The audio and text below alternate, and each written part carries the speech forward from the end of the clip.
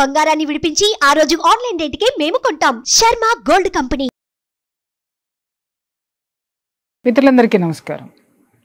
ఎన్నో న్యాయపరమైనటువంటి వివాదాస్పదమైనటువంటి విషయాలకి మీద మనకు అవగాహన కల్పించినటువంటి అడ్వకేట్ నాగేశ్వరరావు పూజారి గారు మన ముందున్నారు. ఈరోజు ఒక సున్నితమైనటువంటి అంశం, అలాగే సంచలనమైనటువంటి వార్త గురించి, దానికి సంబంధించినటువంటి న్యాయపరమైన శిక్షలు, వాటికి సంబంధించిన సమాచారాన్ని మనం తెలుసుకుందాం.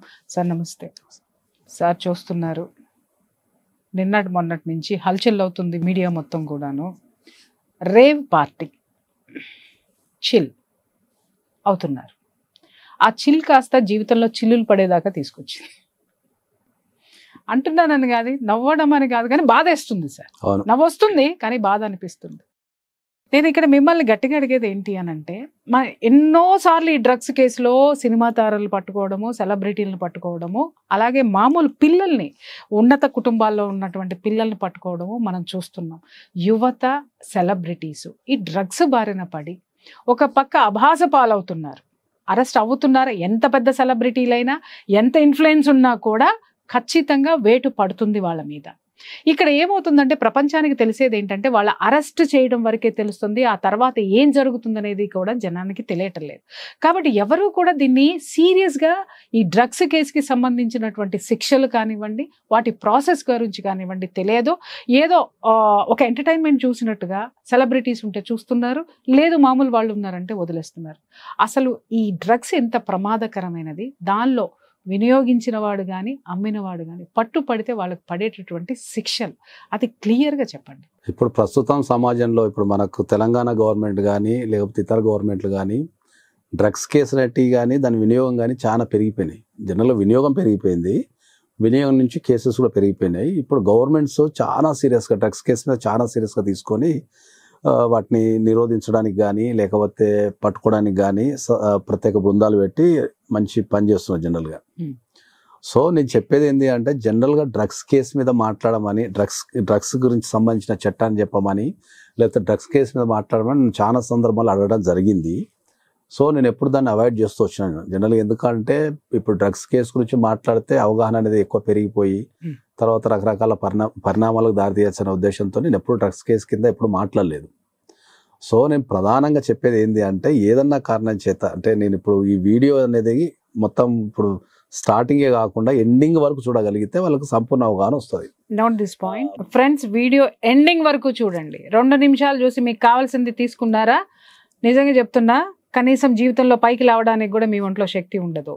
దయచేసి యువత ఎవరైతే ఈ వేలో ఉన్నారో, తల్లిదండ్రులు, వీడియో ఎండింగ్ వరకు చూడండి. చెప్పండి సార్. అది ఎండింగ్ వరకు చూస్తే ఏంటంటే వాళ్ళకి సంపూర్ణ అవగాహన వస్తుంది. ఇప్పుడు జనరల్గా ఏమవుతుందంటే, మనకు భారతదేశంలో నేను అందరికీ చాలా మందికి విజ్ఞప్తి చేసేది ఏంటి అంటే, ఈ 2 కేసులు ఏవైతే ఉన్నాయో ఈ 2 కేసులకు దరిదాపుల్లో కూడా మనిషి వెళ్ళొద్దు అని చెప్తాను నేను. అది ఎవరైనా పర్లేదు.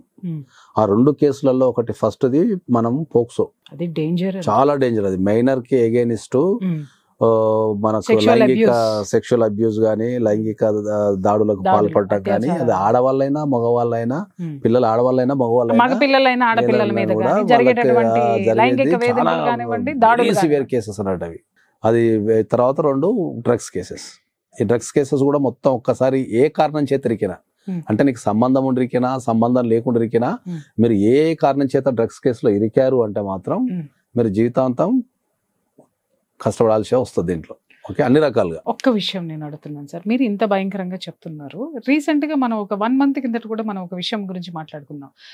52,000 కేజీల గంజాయి మత్తుకి సంబంధించినటువంటి పట్టుకున్నారు. గంజాయి మత్తు పదార్థాలకు సంబంధించినటువంటి డ్రగ్స్ పట్టుకోవడం జరిగింది. సార్ మీరు చెప్తున్నారు వాటి జోలికి వెళ్ళొద్దు అంటున్నారు, చట్టం చాలా బలంగా దాని మీద పనిచేస్తుందని అన్నప్పుడు, సార్ గుప్పెట్లో పట్టుకున్నది కాదు, లేకపోతే సూట్ కేసులో పెట్టుకున్నది కాదు, 52,000 అంటే దాదాపు ఇది ఎంత సార్, 25,000 కోట్లు అప్పుడు మనం మాట్లాడుకున్నది.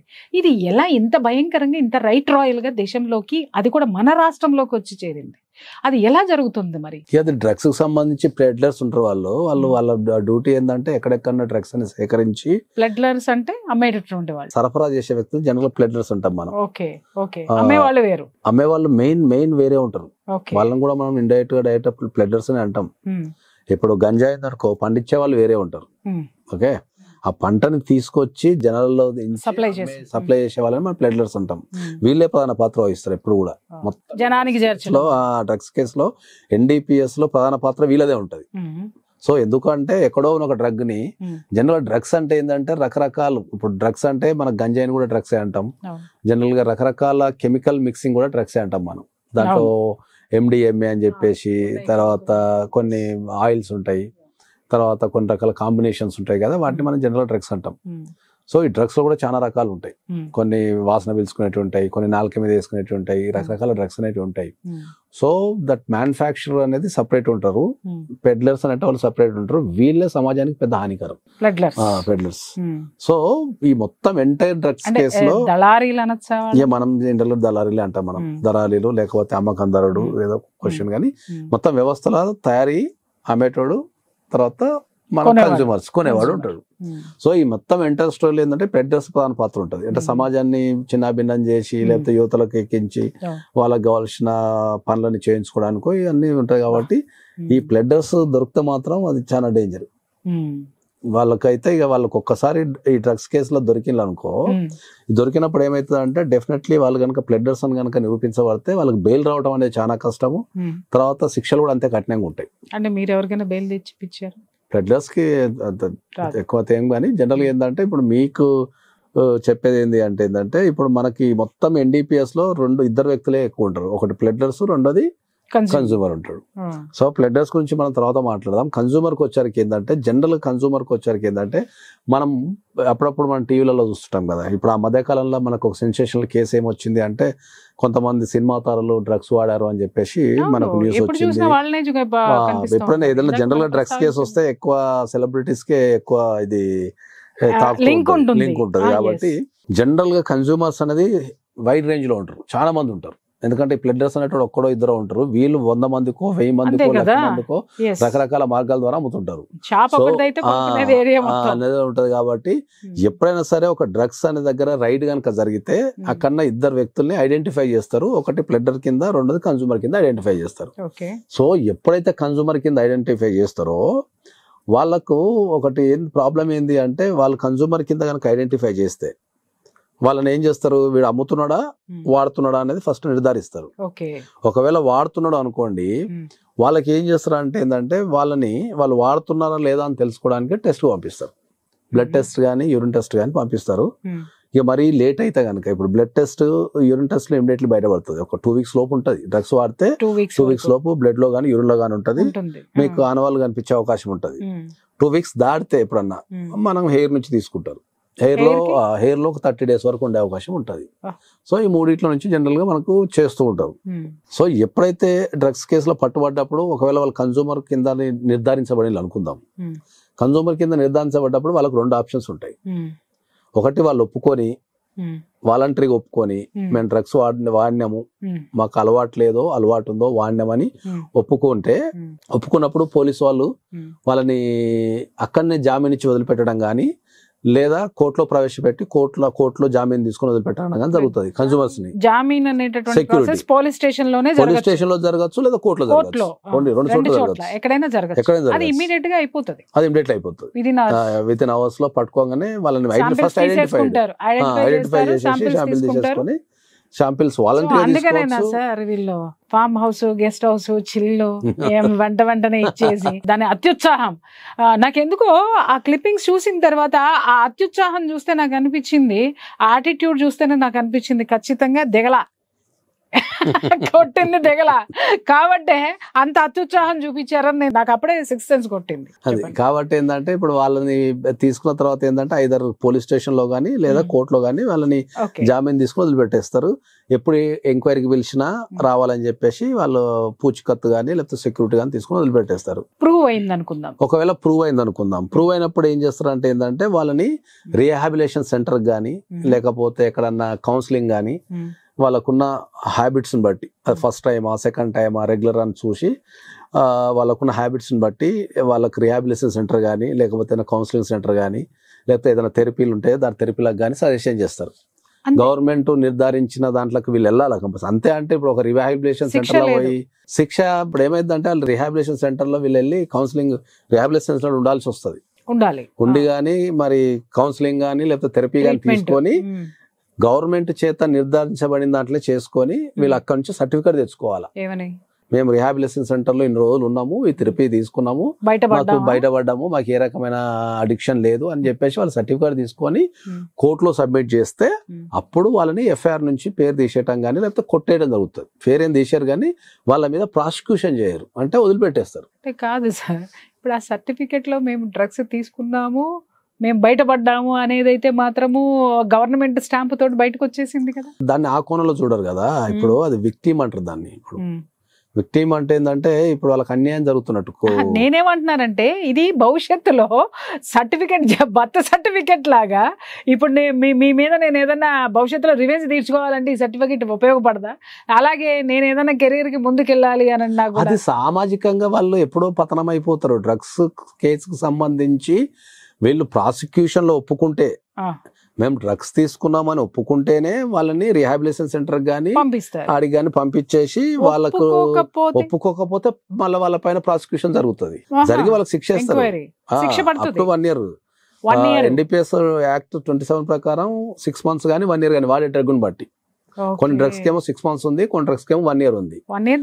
డెఫినెట్లీ వెళ్తారు. ఒకవేళ నేను అసలు నేను డ్రగ్స్ తీసుకోలేదని వాదించి వాళ్ళు కోర్టుకి వెళ్ళి ప్రూవ్ చేసుకుంటా అని చెప్పినప్పుడు ఆ ప్రూవ్ చేసుకునే క్రమంలో కనుక వీళ్ళు డ్రగ్స్ వారని కనుక తెలిసి కోర్టు కనుక నిర్ధారిస్తే వాళ్ళు డెఫినెట్లీ జైలుకి వెళ్ళిపోతారు. ఇప్పుడు మీరు అన్నట్టు ఒప్పుకొని బయటకు వచ్చారు. ఒప్పుకొని బయటకు వచ్చినా వాళ్ళకి జీవితాంతం అది నరకమే కదా. ఇప్పుడు వాళ్ళకు ఇప్పుడు మీరు అందరూ ఏం చేస్తున్నారు, అదేంటే మీరు అందరూ ఏం చెప్తున్నారు అంటే, ఇప్పుడు మీరేం చెప్తున్నారు ఏంటంటే, సార్ ఒక డ్రగ్ వాడిన తర్వాత నేను ఒప్పేసుకొని రిహాబిలిటేషన్ సెంటర్లకు వెళ్ళి 30 days 15 days ఉండి సర్టిఫికేట్ తీసుకొని బయటపడిపోతా అని మీరు అంటున్నారు. కానీ మీరు డ్రగ్స్ కేసులో ఇరుక్కున్న రికార్డు గవర్నమెంట్ దగ్గర ఉంటది, ఎఫ్ఐఆర్ లో ఉంటది.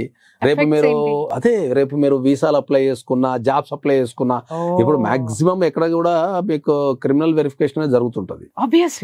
జరిగినప్పుడు ఏంటంటే మీరు జాబ్స్ అప్లై చేసుకున్నా, లేకపోతే మీరు వీసాలు అప్లై చేసుకున్నా, కొన్ని గవర్నమెంట్ జాబ్స్ కి అప్లై చేసుకున్నా, ఇవన్నీ బయటపడుతున్నాయి. సో మోరల్ టర్పిట్యూడ్ కింద ఏంటంటే, ఒకవేళ కోర్టు మిమ్మల్ని క్షమించి వదిలేసిన మోరల్ టర్పిట్యూడ్ కింద డ్రగ్స్ కేసులో నువ్వు వాడుతున్నావు కాబట్టి ఇది మేము ఇవ్వమని చెప్పిన సందర్భాలు చాలా ఉన్నాయి. ఇప్పుడు ఇంకొక విషయం చాలా ఉన్నాయి. ఇప్పుడు మీరు అన్నట్టు అది వాడారు అనేది ధృవీకరించి బయటకు వచ్చిన తర్వాత కనీసం వాళ్ళ పక్కన ఉండడానికి కూడా భయపడే, అదే కదా. ఇప్పుడు సెలబ్రిటీస్, ఇప్పుడు మనం దీన్ని ప్రధానంగా మాట్లాడితే 2 అంశాలు ఉంటాయి. ఒకటి లా, ఒకటి మోరల్. మళ్ళా మనం ఎప్పుడు మాట్లాడుకునేది లా ప్రకారం వాళ్ళు వాడినా కూడా వాళ్ళు రిహాబిలిటేషన్ సెంటర్కి వెళ్ళి బయటపడిపోతారు ఒప్పుకుంటే. ఒప్పుకోకపోతే మోరల్ గా వాళ్ళకి, ఇప్పుడు సెలబ్రిటీస్ ఎందుకు భయపడతారు? ఇప్పుడు ఒక వ్యక్తి డ్రగ్స్ కేసులో ఉన్నాడు, లేకపోతే డ్రగ్స్ వాడుతున్నాడు అనేది సమాజంలో కొన్ని వేల మంది చేత వాళ్ళు అవమానించబడతారు, అపహేళన చేయబడతారు. సో వాళ్ళని జనాలు ఎప్పుడు యాక్సెప్ట్ చేయరు. వాళ్ళకున్న బిజినెస్లు కానీ, లేకపోతే వాళ్ళకున్న ఆపర్చునిటీస్ కానీ, వాళ్ళకున్న బిహేవియర్ వల్ల ఏంటంటే అది సమాజం మీద చెడు ప్రభావం చూపిస్తుంది. కాబట్టి అందుకే వాళ్ళు ఒప్పుకోరు. ఒప్పుకోవాల్సి వచ్చిన పరిస్థితి ఏర్పడితే కనుక ఈ ప్రాబ్లం వస్తుందని చెప్పేసి ఒప్పుకోరు. సో అందుకే డ్రగ్స్ కేసు అంటే వీళ్ళు భయపడతారు. కాబట్టి ఎప్పుడైనా ఏదైనా డ్రగ్స్ అనే పదవిని పేగనమో నాకు సంబంధం లేని తిరుగుతుంటారు. ఇప్పుడు దీంట్లో పట్టుబడి పేర్లు బయటకు వచ్చిన వాళ్ళు ఒప్పుకున్నట్ట లేకపోతే జైలుకి వెళ్తున్నట్ట ఏమో. మనకైతే న్యూస్ అయితే అందరి బ్లడ్ శాంపిల్స్ తీసుకున్నాము, ప్లస్ ప్రూవ్ అయింది అని చెప్తున్నారు. ప్రూవ్ అయిందంటే వాళ్ళ ముంగట 2 దారులు ఉంటాయి. ఒకటి డెఫినెట్లీ సరెండర్ అయిపోయి రిహాబిలిటేషన్ సెంటర్ కి వెళ్ళి తీసుకొని కోర్టుకి వెళ్ళి అప్లై చేసుకుంటే మనకు NDPS act 64 section 64 and 64A వీటి గురించి వివరిస్తుంది. నువ్వు కనుక ఒప్పుకుంటే రిహాబిలిటేషన్ సెంటర్ కి వెళ్ళు, నిన్ను ప్రాసిక్యూషన్ నుంచి మినహాయిస్తామని చెప్తుంది. ఒప్పుకోలేదు, నాకు సంబంధమే లేదు, అసలు తప్పు రిపోర్ట్ ఇప్పుడు రిపోర్ట్ లేకపోతే రిపోర్టింగ్ ఛాలెంజ్ చేసుకుంటా, నేను డ్రగ్స్ సంబంధం లేదంటే ప్రాసిక్యూషన్ జరుగుతుంది, కోర్టులో ట్రయల్స్ జరుగుతుంది. కోర్టులో ట్రయల్స్ జరిగినప్పుడు ఒకవేళ ప్రూవ్ అయింది అనుకో, వాళ్ళు 1 year జైలుకి వెళ్ళాల్సిందే. డెఫినెట్లీ 1 year జైలుకి వెళ్ళాల్సిందే. సో ఇప్పుడు ఏదైనా ఒకటే, ఇప్పుడు సిజర్స్ కి 2 వైపులా పదును ఉందన్నట్టు ఒప్పుకున్నా నీకు సామాజికంగా దెబ్బ, కెరీర్ మీద దెబ్బ, ప్లస్ మీ అన్ని. ఇప్పుడు మీకు అర్థమేది, నా దగ్గర ఉన్న ఒక కేసు చెప్తా నేను. జనరల్ గా ఒక కేసులో ఒక అబ్బాయి భవిష్యత్తును కోల్పోయినట్టే కదా, చాలా అన్ని విధాలుగా, చాలా సమాజం నుంచి వెలివేయబడతారు, చాలా కోల్పోయారు. నా దగ్గర ఉన్న కేసే చెప్తున్నా. నియర్ అండ్ ఇయర్స్ కూడా బంధువులు కూడా ఎవరు దగ్గరికి రాని. నా దగ్గర ఉన్న ఒక కేసే ఉంది కదా, దాంట్లో అబ్బాయి ఏం చేస్తాడు అంటే, ఉన్న కేసులో ఇట్లా కన్సూమర్ కింద గుర్తించబడిన తర్వాత హైకోర్టులో కేసేసి మనం దాన్ని స్క్వాష్ చేయించేసినాం, ఏది కన్జ్యూమర్ని. ఎందుకంటే ఒప్పుకొని రిహాబిలిటేషన్ సెంటర్కి పంపించిన తర్వాత చేసేసినాం. తర్వాత సబ్సిక్వెంట్లీ పెళ్లికి సంబంధించి ప్రపోజల్స్ వచ్చినాయి, పెళ్లి చూపులు చూసుకున్నాడు. చూసుకున్న తర్వాత ఏమైంది, అమ్మాయి నచ్చింది పాపం, మంచిగా పెళ్లికి ముందు ఒక 6 months 1 year ఉన్నారు, విపరీతమైన ప్రేమలో పడిపోయాడు. తర్వాత వాళ్ళు కొద్దిగా అమ్మాయి అంటే 2 కొద్దిగా ఉన్నత కుటుంబాలు, చాలా పెద్ద కుటుంబాలే. వీళ్ళు సబ్సిక్వెంట్లీ అమ్మాయి వాళ్ళు ఏం చేసిందంటే ఈ పెళ్లికి ముందు వీళ్ళు ఎంక్వైరీ చేయించారు. అంటే జనరల్ గా ఇప్పుడు పెద్ద కుటుంబాలలో కానీ కొద్దిగా ఉన్నత కుటుంబాలలో కానీ ఏంటంటే జర కొద్దిగా ఎంక్వైరీ చేపిస్తుంటారు. కాబట్టి ఆ ఎంక్వైరీ చేసినప్పుడు ఏమైంది, ఈయనకు డ్రగ్స్ కేసు ఉందని తెలిసింది. డ్రగ్స్ కేసు ఉందని తెలవడం ద్వారా ఏంటంటే వాళ్ళు ఆ ఒక్క కేసు ఉందని తెలవడం ద్వారా సంబంధాన్ని వదిలేసుకున్నారు. అబ్బాయి ఏమో పీకలతో ప్రేమలో ఇరుకపోయాడు, తర్వాత చాలా డిప్రెషన్కి వెళ్ళి రకరకాలుగా.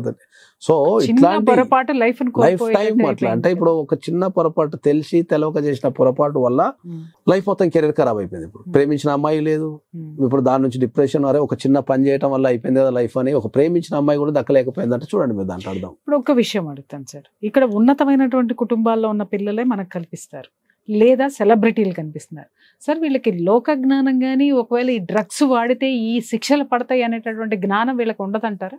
ఉండదు అని కాదు, ఎవరికి దొరకమని కాన్ఫిడెన్స్ ఉంటుంది వాళ్ళకి. ఇచ్చేది ఎవరు? చట్టం ఎక్కడో ఒక దగ్గర ఉంటుంది అనే విషయం. కాన్ఫిడెన్స్ ఇచ్చేది ఎవరు అని అడుగుతున్నారు. అంటే వాళ్ళకి అట్లా అనిపిస్తుంది అంతే. అంటే వాళ్ళకి దొరకము, అసలు ఇక్కడికి ఎవరు రాలనుకుంటారు. కానీ ఎవరి పని వాళ్ళు, SOT అని ఒక టీం ఉంటది, వాళ్ళు సమాజంలో ఏమేమి జరుగుతుంటో చూస్తారు. స్పెషల్ టీంలు ఉంటాయి, NDPS టీంలు ఉంటాయి, జనరల్ పోలీసు నిఘా ఉంటది, లోకల్ ఇన్ఫార్మర్స్ ఉంటారు. దేర్ ఆర్ మన గ్రూపులలో కూడా కాల్ చేసి పలానా దగ్గర డ్రగ్స్ ఉన్నాయని చెప్పే కాంపిటేటర్స్ ఉంటారు.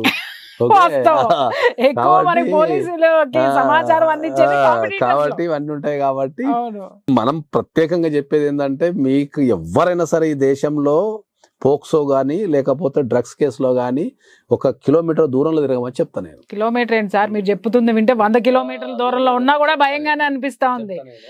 బతుకు బస్ స్టాండే చెప్తాం భవిష్యత్తు లేకుండా. కాబట్టి ఈ కోర్టు ఒక్క కేసు వల్ల, డ్రగ్స్ కేసు వల్ల, వేరే కేసులు అనుకో వాళ్ళు వదిలిపెట్టేస్తారు, కొద్దిగా ఎగ్జామ్షన్ ఇస్తారు. వేరే కేసులలో ఏంటంటే ఇప్పుడు జనరల్ ఏదైనా క్రిమినల్ కేసు ఉంది, ఒక 498 ఉంది అనుకో, ఎగ్జామ్షన్ ఇస్తారు. ఎందుకంటే అది ప్రైవేట్ కేసు, భార్యాభర్తల కేసు. ఇంకా వేరే కేసులో కూడా ఎగ్జామ్షన్ ఇస్తారు. కానీ డ్రగ్స్ కేసులలో మోరల్ టర్పిట్యూడ్ కింద మొత్తం ప్రభావితం చేసేది. కాబట్టి ఆ ఒక్క ఎఫ్ఐఆర్ ఉండటం వల్ల ఆ లైఫ్ టైం అది వెంటాడుతూనే ఉంటది వాళ్ళని. పాస్పోర్ట్ దగ్గర, వీసాల దగ్గర, జాబుల దగ్గర ఇట్లా చెకింగ్ జరిగినప్పుడు కానీ. ఇప్పుడు మీకు తెలియని విషయం ఏంటంటే, పెద్ద లోన్స్ ఇచ్చినప్పుడు కూడా పర్సన్స్ యొక్క బయోడేటా ఇండేటా తీసేసుకుంటున్నారు. కేసులు ఉన్నాయా లేవా, ఎందుకంటే బ్యాంక్ లో రిస్క్ తీసుకోవడం లేదు పెద్ద లోన్స్ ఇచ్చేటప్పుడు. సో అట్లాంటి రిజెక్షన్ అనేవి కూడా ఉన్నాయి. మొరల్ టర్పిట్యూడ్ కింద ఏంటంటే, నీకు కండక్ట్ చక్కగా లేదు, డ్రగ్స్ కేసులు ఉన్నామని ఇరికిన రోజులు కూడా ఉన్నాయి. కాబట్టి మనం సమాజంలో ఉన్న ప్రతి ఒక్కరికి గవర్నమెంట్ కూడా చాలా, ఇప్పుడున్న గవర్నమెంట్ కూడా చాలా మంచిగా పని చేస్తుంది. కాబట్టి నేను యాజ్ పర్ ద డ్రగ్స్, నేను డ్రగ్స్ గురించే మాట్లాడుతున్నా. కాబట్టి డ్రగ్స్ గురించే మాట్లాడి నేను కూడా చాలా పబ్బులలో ఎవ్రీడే నైట్ వెళ్ళి చెకింగ్ చేయడం, ఆ భయం ఉంటది. ఇప్పుడు ఒక పోలీసు వస్తున్నారంటే అసలు ఈ రేవ్ పార్టీ ఇక్కడ ఈయనకి రేవంత్ రెడ్డి గారికి భయపడే బెంగళూరులో పట్టుకున్నా అక్కడ ఆయన వదలలేదు చూడండి. కాబట్టి నేను అందరికి చెప్పేది ఏంటంటే, ఏ రకమైన డ్రగ్స్ కూడా మీరు అంటే చాలా మంది యువత ఏం చేస్తారంటే ఎట్లుంటుందో టేస్ట్ చేద్దామని అలవాటు చేసుకుంటారు. జనరల్ గా దాంట్లో ఏముండదు, అది ఒక వేస్ట్ అది. సో మనం చెప్పేది ఏంటంటే, ఈ వీడియో చూసిన తర్వాత కూడా ఏ రకమైన డ్రగ్స్ కి సంబంధించి మీరు వాడేటోళ్ళున్నా లేకపోతే వాడద్దని చెప్తున్నాం మనం డైరెక్ట్ గా.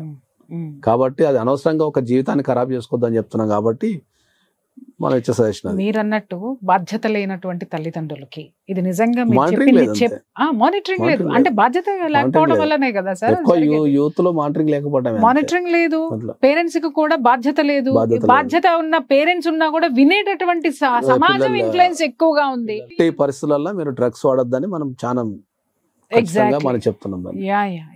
Thank you so much friends. చూసారు కదా, ఏవడైతే నాకేంటి, ఏమైతే నాకేంటి, నా జీవితం నా ఇష్టం అనంటే ఇక్కడ చట్టం అనేటటువంటిది ఒకటి ఉంటుంది. న్యాయస్థానాలు నిజంగా ఒక పంజా గనక మీ మీద విసిరితే, ఇలాంటి సిచ్యుయేషన్స్ ఉన్నప్పుడు దానికి కనుక చిక్కితే భవిష్యత్ అనేదే ఉండదు అనేది క్లియర్గా సార్ ఇక్కడ చెప్పారు. తల్లిదండ్రులకి కూడా ఇది ఒక హెచ్చరిక. మీ పిల్లలు వెళ్తున్నారు అర్ధరాత్రుల్లో, ఎంతమంది సెలబ్రిటీస్ పిల్లలు కానివ్వండి, సెలబ్రిటీస్ కానివ్వండి దొరికారో, వాళ్ళ జీవితాలు ఏమైనాయో. ఇక్కడ ఒక విషయం గమనిస్తే లాయర్ గారు, కేసులు ఈ డ్రగ్స్ కేసులు పట్టుబడేటప్పుడు రైడ్ చేసేటప్పుడు పోలీసుల హడావుడి మీడియా హడావుడి విపరీతంగా ఉంటుంది. ఇప్పుడు మీరు ఇన్ని విషయాలు చెప్పారు, నిజంగా వింటే లేచిపోయింది నాకు బుర్ర. అలాంటిది ఈ శిక్షలు పడిన తర్వాత వాళ్ళ జీవితాలు ఎలా ఉంటాయి అనేటటువంటి దాని మీద అవగాహన మీడియా కానీ పోలీసులు కానీ చేయకపోవడం వల్ల కూడా యూత్ కానీ వీళ్ళందరూ అటువైపు మొగ్గు చూపుతున్నారు అనేది, అంటే ఇక్కడ డొల్లతనం నాకు ఇక్కడ ఒకటి అదే కదా భారతదేశంలో ఉన్న మనకు లూప్ హోల్ ఏంటంటే, ఒక క్రైమ్ జరిగినప్పుడు ఇచ్చినంత పబ్లిసిటీ, ఒక క్రైమ్ జరిగిన తర్వాత ఇచ్చిన పబ్లిసిటీ, చట్టాల మీద అవగాహన కల్పించడం అంటే ఏంటంటే అది క్రైమ్ జరిగినప్పుడు చెప్పొద్దు. శిక్ష పడిన తర్వాత మీరు క్రైమ్ జరిగినప్పుడు ఏవైతే హెడ్లైన్స్ వేస్తారో అది క్రైమ్ లో చిన్నగా వేయాలా, హెడ్లైన్స్ శిక్ష పడేప్పుడు పెద్దగా వేయాలా. రోజుకు కొన్ని వందల న్యాయస్థానాలు, వేల న్యాయస్థానాలు రోజుకు కొన్ని వేల మందికి శిక్షలు వేస్తుంటాయి, జైలుకు పోతుంటారు, కానీ అది ఎక్కడ కూడా పబ్లిష్ చేయబడదు. అంటే చెయ్యరు, ఎందుకో ఇంట్రెస్ట్ నేరం మాత్రమే ప్రస్తావించడం జరుగుతుంది, కానీ దానికి పడే శిక్షలు గనక ఏం పడతాయో గనక మీరు మీడియాలో కానీ లేకపోతే ఇంకా పేపర్లో కానీ కనుక గట్టిగా రాయగలిగితే, ఓహో ఈ శిక్ష పడుతుందా, ఈ శిక్ష పడుతుందా, ఈ శిక్ష పడుతుందా అవుతారు. ఎట్లా మనం అందరికి రిక్వెస్ట్ చేస్తున్నాం ఏంటంటే, నేరం జరిగినప్పటికంటే ఎక్కువ శిక్ష పడ్డప్పుడు రాయమని చెప్తాం మనం. ల్యాండ్ మార్క్ కేసులో ఉరిశిక్ష పడ్డప్పుడు పెద్ద పెద్దది భారతదేశంలో కేసులు తప్ప, ఇప్పుడు మామూలుగా ఒక వ్యక్తి ఎవరినో చంపిండు అనుకుందాం, అతనికి జీవిత కారాగార శిక్ష ఇస్తున్నారు. మరి ఒక వ్యక్తిని చంపినప్పుడు ఇచ్చినంత పబ్లిసిటీ ఆ వ్యక్తికి జీవిత కారాగార శిక్ష పడ్డప్పుడు అది ఎక్కడో చిన్న ఇంత క్రైమ్ న్యూస్ లో ఎక్కడో గింత వస్తుంది ఫలానా కోర్టు, అదే పెద్ద అక్షరాలతో వేసేస్తే అది పబ్లిక్ అవేర్నెస్ వస్తుంది కదా. అత్యాచారాలు జరిగినప్పుడు కూడా ఇంత తాటికాయ అంత వేస్తారు, కానీ శిక్షలు ఎక్కడో ఒక చోట వేస్తారు. 3 ఏళ్ళు జైలు శిక్ష పడింది, 5 ఏళ్ళు జైలు శిక్ష పడింది. మీరు అన్నట్టు శిక్ష పడ్డప్పుడు గనక మీరు హెడ్లైన్స్ లో పెట్టగలిగితే క్రైమ్ రేట్ చాలా తగ్గే అవకాశం ఉంటది. ఎందుకంటే శిక్షల మీద అవగాహన పోవాలా. శిక్షల మీద అవగాహన పోవడం కంటే మనకి ఏం జరుగుతున్నది, క్రైమ్ మీద అవగాహన పెరుగుతుంది. క్రైమ్ ఎలా జరిగిందో 25 నిమిషాలు విశ్లేషిస్తారు, శిక్ష చెప్పరు సార్. జైలుకి వెళ్ళాడు, కథ సమాప్తం.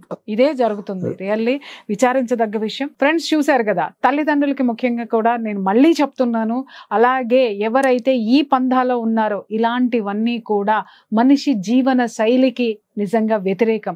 ఎవ్వరూ కూడా ప్రకృతికి విరుద్ధంగా మాత్రం వికృతమైనటువంటి అలవాట్ల జోలికి చేష్టల జోలికి పోవద్దు. పోతే జీవితాన్ని నాశనం లాస్ చేసుకోవాల్సినటువంటి సిచ్యుయేషన్స్ చాలా ఉంటాయి. లాయర్ గారు చాలా దీని గురించి చాలా బాగా మనకి వివరించడం జరిగింది. ఎవరైనా మీ పిల్లలు ఇలాంటి ఇష్యూస్లో ఉంటే వెంటనే వాళ్ళని రీహాబిటేషన్కి తీసుకొని వెళ్ళండి. ఇలాంటి విషయాల్లో ఒకవేళ దాంట్లో ఉంటే బయటికి రావాలి అనుకుంటే, మీకు ఎవరికైనా సరే మీ సలహాలు కావాలి అంటే స్క్రీన్ మీద కనిపిస్తున్నటువంటి నెంబర్కి కాల్ చేయండి. Thank you. సుమన్ టీవీలో మీ పర్సనల్ అండ్ బిజినెస్ ప్రమోషన్స్ కోసం కింది నెంబర్కి కాంటాక్ట్ చేయండి.